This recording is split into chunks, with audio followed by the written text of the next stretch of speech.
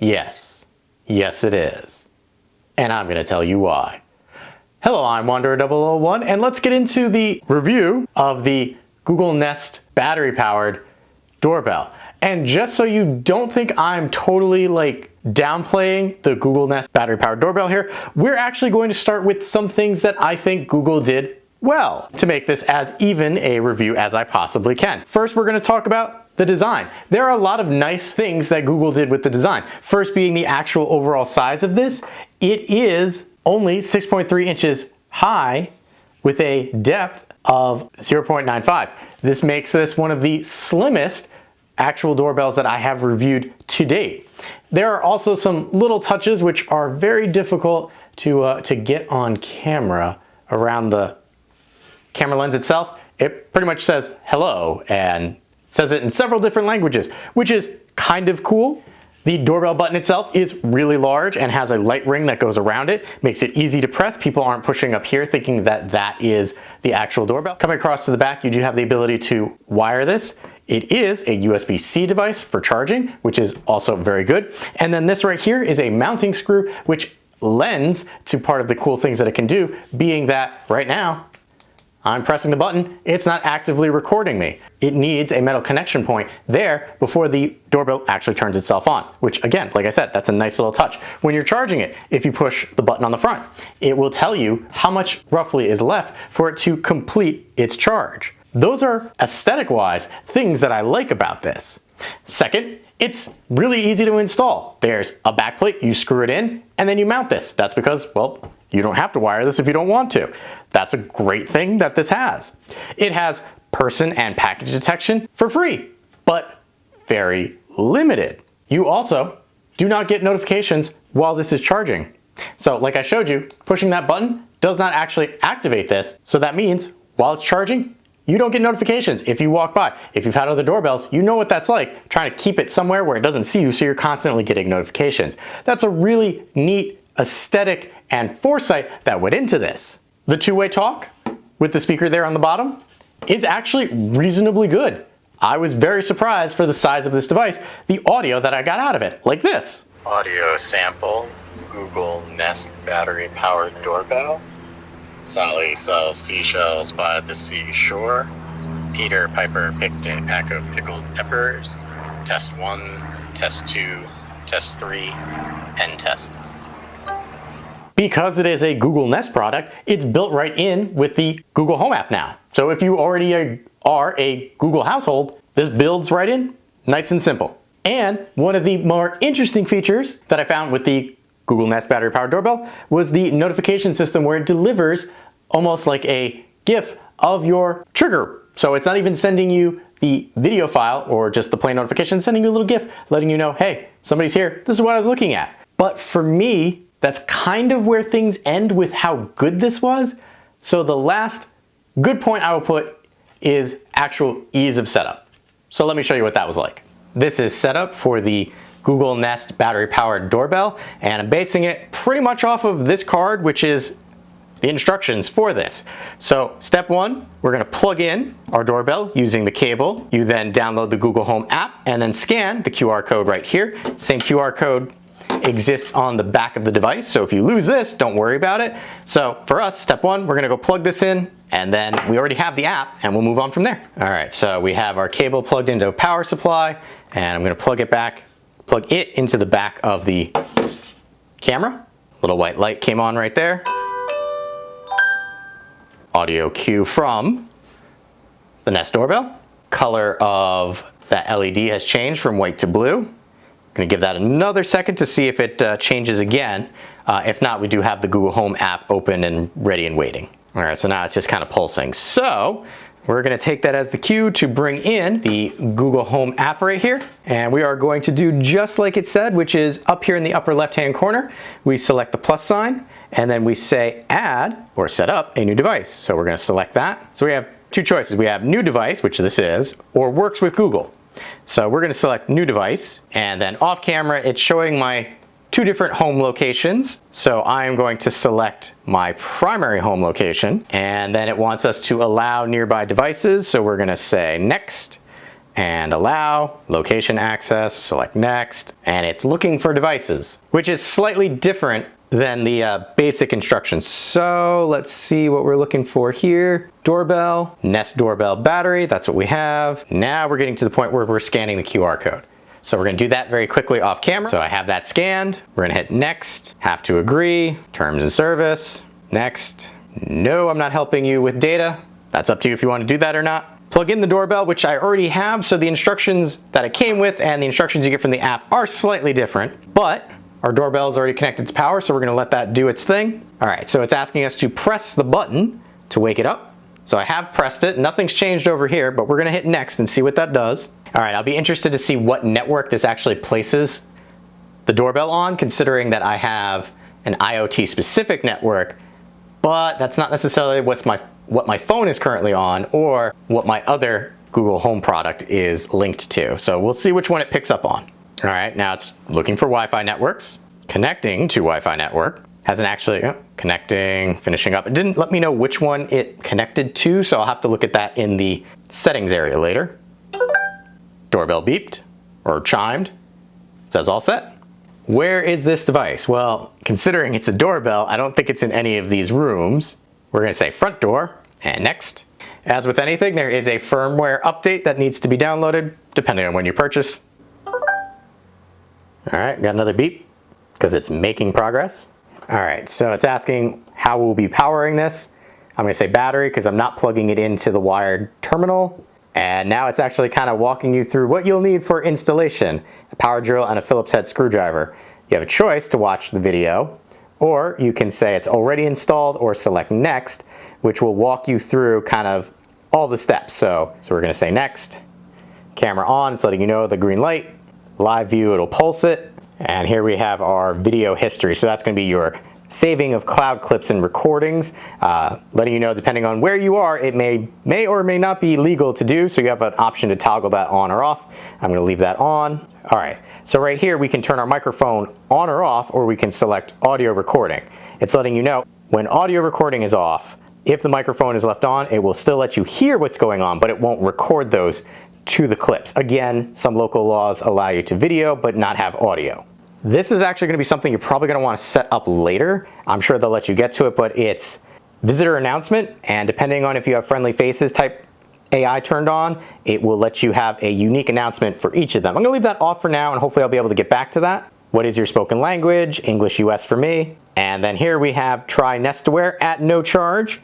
Get 60-day trial with 30 days of event video history. And what you get with this is see what you missed, know who, so that's familiar faces, hear alarms while you're away, so stuff for smoke detector, quick call 911 emergency. I'm going to select not, and then this is them trying to push product information to you. So we're gonna say no thanks. And then another video saying how to get the most out of your device. We're gonna select next, and then getting your device ready. I will say this is one of the longer doorbell setups that I've actually had, considering that I thought it would be reasonably quick based on the information that came with it. And we're gonna select done. And now it has been added to all of my devices. But that has been the setup for the Google Nest battery doorbell. Simple setup, but like I said, for me, that was the last really good point. Now we start with the bad. First and foremost for myself being the battery does not last long at all. And again, you can expect a battery like this, because of the size of this, to not last that long. However, I have had other battery doorbells that lasted longer that had smaller batteries, and I was charging this like every 3 weeks. And again, compared to other battery doorbells that I've had. So it's not just I have high activity in that area, which I do, but other battery doorbells lasted much, much longer. And depending on when you're watching this, probably right before Google announces the new version of this, so in case you're using this to compare, this particular model, the original model, had one major flaw with the battery. If it got below freezing, it couldn't charge. So if you happen to wire this in to have a trickle charge, guess what? When it gets below freezing, it won't charge. And you can't take it off that easily in the middle of the winter time. That is a very large problem, which were documented by tech review sites. So it's not just a one-off situation. That to me is a death nail if you live anywhere that gets below freezing. If you live in a more arid climate, that's fine. Maybe this would work for you, but for me, it did not. Not being able to charge, especially trickle charge, was not good. You could bring it into the house, but you'd have to wait for the battery to warm up, and then you could actually charge it. So that is a big no-no. Second thing, bad for me, image quality. Image quality is horrible compared to others that I've tested. It's considered HD, but it's actually low res. It's a 960 by 1280. And yes, it can do 50 frames a second, but the video just looked very muted, dark. It had trouble when I had shadows and light. It did not look good at all. And if somebody comes up in the dark when it's in night mode, it blows out the face. And that's partially due to the 4 IR lights that are scattered on either side of the lens here. If you're going to have something that only does basic HD, I expected the image quality to be a little better. And the zooming with the image, you double tap, double tap, double tap, and there's no way to pull it back out quickly. You have to pinch to zoom. That one's quibbling a little bit, but the image quality, again, compared to other things that are out there, there are better options. The image quality on this was just lackluster. And I've been kind of showing you what that looks like as we've been talking. So you can see for yourself, I'm not downscaling. This is exactly what it looks like. It's not great if you're going to be using this as a surveillance device. Another thing to consider, if you're already in the Google ecosystem, not as big of a deal, but unless you hardwire this in, you need to have another product in order to have this chime. What do I mean by that? Push the button, yeah, if you have the Google Home app on your phone, it'll ring your phone. But that's it. If you didn't hardwire it, you can't use your pre-existing chime box, unless you have other Google products like this. Someone's at the front door doorbell.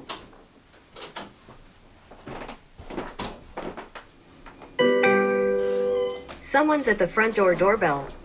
And if you don't have those products, you're just gonna have it notify you on your phone. Not great in my opinion. Last is the storage and notification system for this. 1, you only have a history of 3 hours. I don't know about you, but I can't always check if I get a notification within 3 hours. And then not being able to access it, what's the point? You can, however, if you choose Nest Aware, which is $6 a month, get 30 days of history, which is great. Or if you pay for the Nest Aware Plus, just $12 a month, you can get 60 days of history. So that seems like a very, very big jump there from 3 hours to 30 days to 60 days. What I will give Nest and Google for that is if you purchase one of those subscriptions, it's for all of your Nest products. Try and see something that was done 3 hours and then download it quickly. I might not be able to do that. That's just an oversight. There is no built-in storage to this. It is all cloud. There is no option for local storage with this. It is all cloud. So you're either going to get 3 hours or you're going to pay to get access to those clips. Speaking of, there also is no way to record directly what you're seeing from the doorbell. Other cameras, you can hit record and you can record what you're seeing. You can download the recordings from the app, but it's a pain in the butt to do, and they're not great. So to me, that's a large shortcoming. But to show you just how much the app strips away in comparison to others, let's take a look at the application. This is the Google Home app for the battery-powered Google Nest doorbell.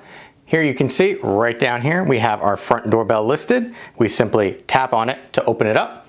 And then right here you can kind of see there's actually a little coloration change or shift in the actual backlighting there, which is kind of a nice Google touch, but that's kind of where the niceties for me end with the application itself. Right here you can see the camera is idling. If I were to happen to pop open the live view really quickly, it'll connect to the live view and I can hear my crickets and then I'll see live. If I select back, you notice it brings me all the way back outside of this page. So, a little tricky there. Right next to the idle, you'll see a 37% battery indicator. On the front here, you also have a battery indicator that lets you know, hey, in this case, with 37%, based on what you've been doing, you have 1 week of battery. If I swipe, it will show me a percentage there. So it's kind of nice that it gives you, rather than just a percentage, a rough estimate of how long this might last. Coming down to the bottom here, you did see me select the live video mode, and we'll go back to the live video mode just so we could see, again, what that looks like. Here I've got my live video. I can talk, and what it does is it will actually mute, but the people outside will hear me talking. I mute this so I'm not hearing the feed from outside. They just hear me. We can double tap to zoom in, zoom in, zoom in, zoom in, and then no double tap to come all the way back. You can kind of see in the background there, it is currently raining, but that is our live feed. You notice only a little Nest branding up there, no date, timestamp, anything like that. If I select history, what this will do is show me a history of things that have happened. Have I had a person walk by? Anything like that. This blue line right there, that indicates that there is a history event that I can go back to, and it's taking a while to load up the history. So if I select full history, that'll show me everything. Right there, it says talk and listen session, so that's what I just did. But notice, there's nothing else. I'm not paying for the subscription for Google Home for this, but I did have several people walk by today, and notice they're not listed here anymore. I don't know how I feel about that. Actually, no, I know how I feel about that. I don't like that. But in our history section, we can select if we have multiple doorbells. I can check by date. So if I come back to Thursday and hit OK, well, you'll notice, even though I select a date, I have to do a range and then hit OK. But no recorded events, even though I know that there were recorded events. So if I do something closer to when I'm currently filming, so if I come back up here and we do this to this, I know there were events that happened, but they're not showing anything. Again, not paying for the subscription service. This is just out of the box what you get. You also have the ability to filter. So I can say package vehicle, blah, blah, blah, and a lot of filtering things. So if I were to happen to come to person and then go show results, still nothing. So we're still in our history. Selecting these three dots, I can select help or feedback, and I'm going to hit back and back up here, which is going to bring me back into the history. If I pop back over to the live view, that's where we started. If I select more, this is interesting in that it says cameras on, which you can see right there, with a little toggle right there that would turn the camera off if I wanted to. Now, right there, turning off, it will slowly communicate to the camera. Don't be on, don't do notifications. Another way to say battery. And there we could see a feed from the camera. On this page, we also have the ability to quiet time, meaning we don't want to get any notifications or chimes or anything like that during this time period. So I could say 30 minutes up to 3 hours and then select set. It's nice that they allow you to do that because, well, you know, sometimes you don't want to be notified from your doorbell. We have quick responses. I like that they're there. On our main page here, if I come up to the dots, that's going to be help, feedback, turn camera off, or for full history. So rather than going history then full history, you can access them through there. The drop down arrow in the corner up here on the left, that will bring you back to the main Google Home page. And what we're gonna do now is we're gonna hit this sprocket icon because that's going to be our settings. That was all of our device stuff. This is going to be extras that we can do with it. So here we have device information. You have push notifications on or off, auto await notifications on or off, and then zoning. I have a zone set up right here to kind of tell me, hey, when you see something in that area, let me know. I want it to be for people and I want it to notify me. I can also have packages and notification, which I do. I could set it for animals, vehicles, motion, all of this, but I just wanted people and packages. Selecting the dots in the corner, I can edit the current zone and I can delete the zone. So you can have one zone. Coming back, we have our notifications, which we did look at before, and then you have outside the zone. So event history for outside the zone. What do you want to happen for people who are outside of that zone? Right now I have people, packages, and so forth. So it's everything else that's not that zone. So it's kind of interesting that you can set up specifics for, hey, tell me what happens inside the zone, and then tell me something separately that happens outside the zone. I'll give them that. And then notifications, just like before, you can scroll down and choose what you'd like to see. Notifications in general. Here we go. We're brought back to the same thing. Battery. Selecting that gives you an idea. Well, here's the battery. You can turn on automatic battery saver. So if the battery is less than 7 days, your doorbell will only record when it is pressed. Not bad. Battery usage. Right now I have it on custom, but you have lots of choices here. You have record more, balanced, more battery, and then custom. And that's dependent on settings that you set. So I have specifics that I set for this while I was testing. Next, we come down to events. Right here, I have my scene events. They're trying to tell you if you could get more intelligent events if you were to pay for the Google subscription. Don't want to. So here we go. If I come into the events, just like before, on the other page, we could set up a zone. Doorbell itself, electronic chime will not work with the doorbell when it's being battery powered. Well, this is a battery powered doorbell, so there we go. Here we have our visitor announcement. I can turn that on or off. So what this will do is if you have Google Nest Hub or the little puck, turning this on will allow those to act as a doorbell chime when somebody actually rings your doorbell. And then if you enable that, you can also pick what you'd like to play. And you've got some choices there. This option is very helpful if you want others in the house to actually hear the doorbell, because if you don't do that, it will just ring your phone. Now, this also requires you to have extra peripherals, so keep that in mind. Video? Well, here we go. We've got choices. Video history, 3-hour event video history, no video history. So there you can see. Your camera will record events up to a maximum length you set, and these events will be saved for 3 hours. So there's limitations there. You can have no video history, which is your camera won't record anything and won't send you events. So that's, I don't know, limitations, not a fan. Wake up sensitivity, low, medium, and high. How sensitive is your camera? And then your maximum record, up to 3 minutes, as little as 10 seconds. Video quality, I have it on high. You could set it for max, which is the best that you could get from this camera. So there you go, set it for max. Night vision, you have always on, auto default, and then off. Status light, you cannot turn the status light off at all. So you can only have it at high, auto, or low. So auto will change that depending on the light outside. Audio, microphone on, audio recording on, and then camera volume. You have a slider right there. Last you have delete video history and then remove the device.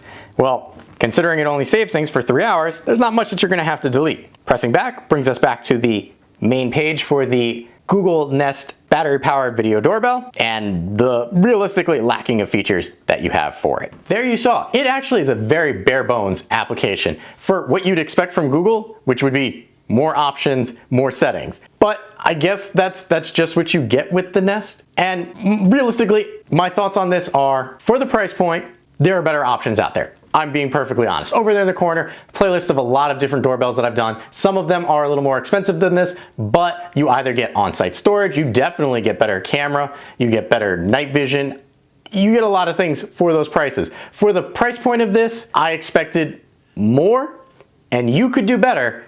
So if you're watching this before the version 2 comes out, wait and see what they do with the version 2. If you're looking to purchase this to save money when the version 2 comes out, look elsewhere, you can do better. I have been Wanderer001. If you have any questions or comments, please let me know in the area below. And as always, thanks for watching. If you found this video helpful, consider giving it a like, as that will help other people find the video as well. If you like what I'm doing here, you can always help fuel the next review by buying me a coffee, link in the description below. Last but not least, if you want to be notified when I upload a new video, you know what to do.